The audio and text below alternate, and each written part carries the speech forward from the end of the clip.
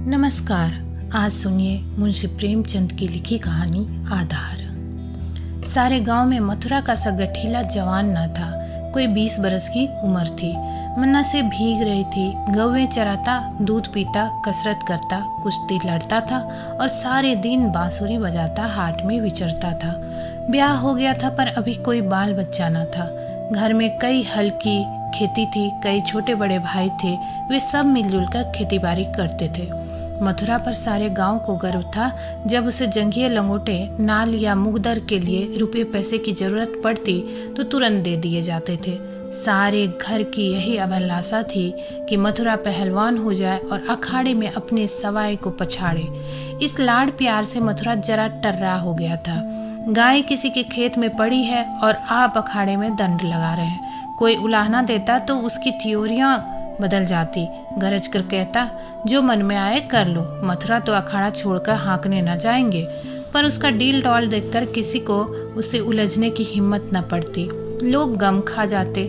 गर्मियों के दिन थे, ताल तलैया सूखी पड़ी थी, जोरों की लू चलने लगी थी। गांव में कहीं से एक सांड आ निकला और गौवों के साथ हो लिया। सारे दिन गौवों के साथ रहता, रात को बस्ती में घुस आता और खूंटों से बंधे बैलों को सींगों से मारता।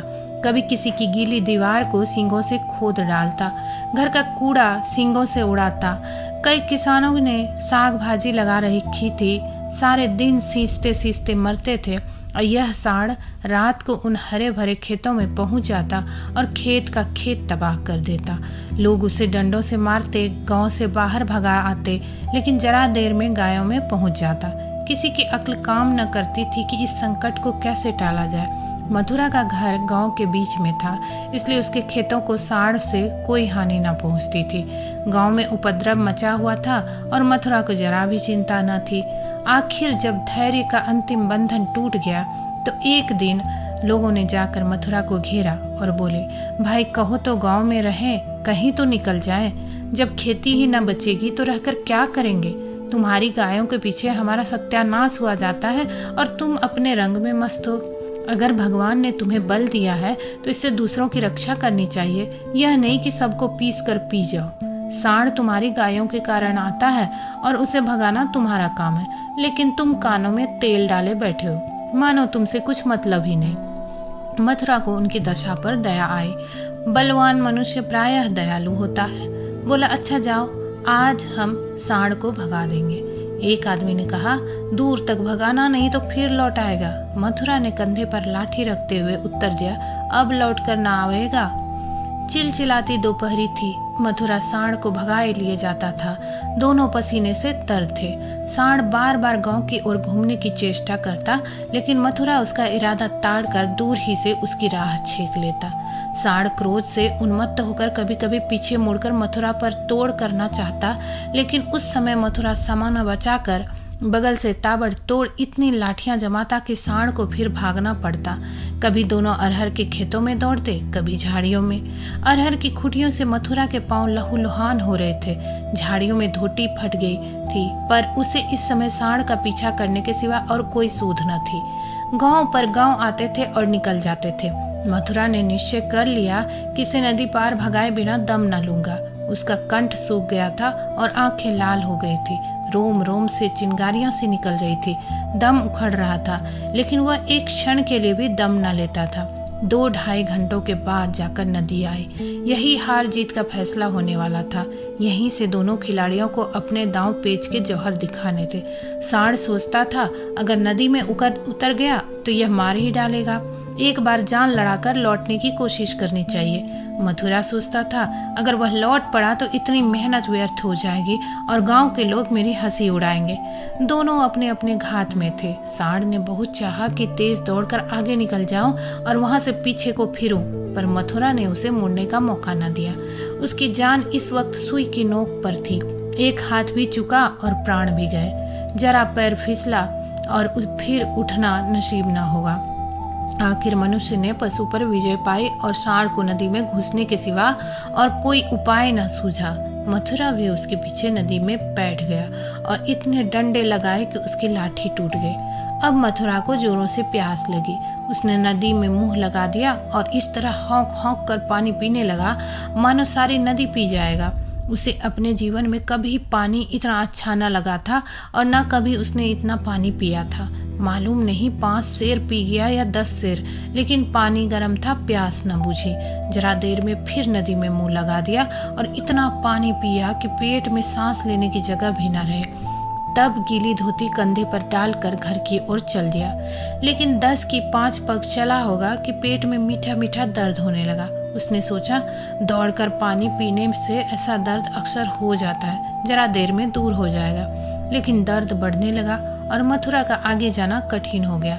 वह एक पेड़ के नीचे बैठ गया और दर्द से बेचैन होकर जमीन पर लौटने लगा। कभी पेट को दबाता, कभी खड़ा हो जाता, कभी बैठ जाता, पर दर्द बढ़ता ही जाता था। अंत में उसने जोर जोर से कराहना और रोना शुरू कर दिया। पर वहाँ कौन बैठा था जो उसकी खबर लेता? दूर तक कोई गांव नहीं, न आदमी न आदमजात। बेचारा दोपहरी के सन्नाटे में तड़प तड़प कर मर गया। हम कड़े से कड़ा घाव सह सकते हैं, लेकिन जरा सा भी व्यक्ति क्रम नहीं सह सकते। वही देव का सा जवान जो कोसों तक सांड को भगाता चला आया था, तत्वों के विरोध का एक वार भी न सह सका। कौन जानता था कि यह दौड़ उसके लिए मौत की दौड़ होगी? कौन जानता था कि मौत ही सांड का रूप धरकर उसे यूं नचा रही है? कौन जानता था कि जल जिसके बिना उसके प्राण होठों पर आ रहे थे, उसके लिए विष का काम करेगा? संध्या का समय उसके घर वाले उसे ढूंढते हुए आए। देखा तो वह अनंत विश्राम में मग्न था। 1 महीना गुजर गया। गांव वाले अपने काम धंधे में लगे। घर वालों ने रो धोकर सब्र किया, पर अभागिनी विधवा के आंसू कैसे पूछते। वह हरदम रोती रहती। आंखें चाहे बंद भी हो जाती, पर हृदय नित्य रोता रहता था। इस घर में अब कैसे निर्वाह होगा? किस आधार पर जीऊंगी? अपने लिए जीना या तो महात्माओं को आता है या लंपटों ही को। अनुपा को यह कला क्या मालूम? उसके लिए तो जीवन का एक आधार चाहिए था, जिसे वह अपना सर्वस्व समझे, जिसके लिए वह जिए, जिस पर वह घमंड करे। घर वालों को यह गवारा न था कि वह कोई दूसरा घर करे। इसमें बदनामी थी। इसके सिवा ऐसी सुशील, घर के कामों में कुशल, लेन देन के मामले में इतनी चतुर और रंग रूप की ऐसी सराहनीय स्त्री का किसी दूसरे के घर पर जाना ही उन्हें असह्य था। उधर अनुपा के मैके वाले एक जगह बातचीत पक्की कर रहे थे। जब सब बातें तय हो गई तो एक दिन अनुपा का भाई उसे विदा कराने आ पहुंचा। अब तो घर में खलबली मची। इधर कहा गया, हम विदा न करेंगे। भाई ने कहा, हम बिना विदा कराए मानेंगे नहीं। गांव के आदमी जमा हो गए। पंचायत होने लगी। यह निश्चय हुआ कि अनुपा पर छोड़ दिया जाए, जी चाहे रहे। यहाँ वालों को विश्वास था कि अनुपा इतनी जल्द दूसरा घर करने को राजी ना होगी। 2-4 बार ऐसा कह भी चुकी थी, लेकिन उस वक्त जो पूछा गया तो वह जाने को तैयार थी। आखिर उसकी विदाई का सामान होने लगा। डोली आ गई। गांव भर की स्त्रियां उसे देखने आए।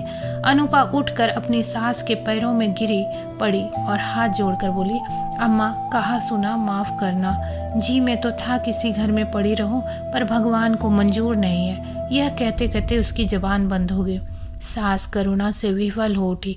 बोली, बेटी, जहाँ जाओ वहाँ खुशी रहो। हमारे भाग्य ही फूट गए, नहीं तो क्यों तुम्हें इस घर से जाना पड़ता। भगवान का दिया और सब कुछ है, पर उन्होंने जो नहीं दिया उसमें अपना क्या बस आज तुम्हारा देवर सयाना होता तो बिगड़ी बात बन जाती।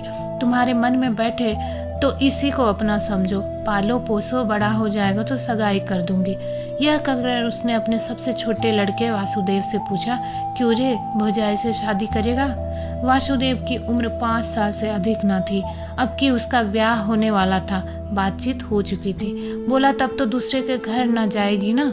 माँ, नहीं, जब तेरे साथ ब्याह हो जाएगी तो क्यों जाएगी? वासुदेव, तब मैं करूँगा। माँ, अच्छा, उससे पूछ, तुमसे ब्याह करेगी? वासुदेव अनुपा की गोद में जा बैठा और शर्माता हुआ बोला, हमसे ब्याह करोगी? यह कहकर वह हंसने लगा, लेकिन अनुपा की आंखें डगडगा आ गई।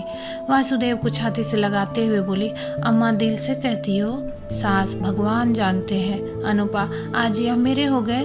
सास, हाँ, सारा गांव देख रहा है। अनुपा, तो भैया से कहला भेजो घर जाए, मैं उनके साथ न जाऊंगी।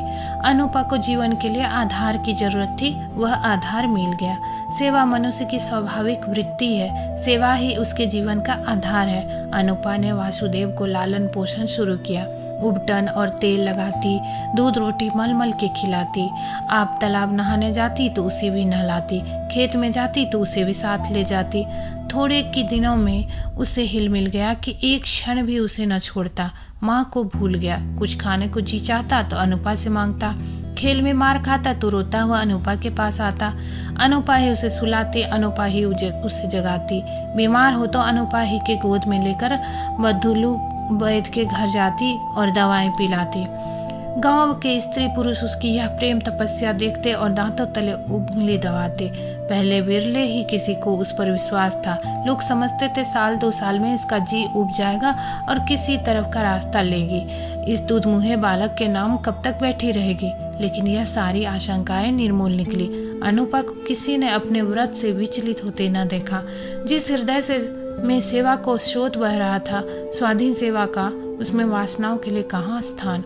वासना का वार निर्मम, आशाहीन, आधारहीन प्राणियों पर ही होता और चोर की अंधेर में ही चलती है, उजाले में नहीं।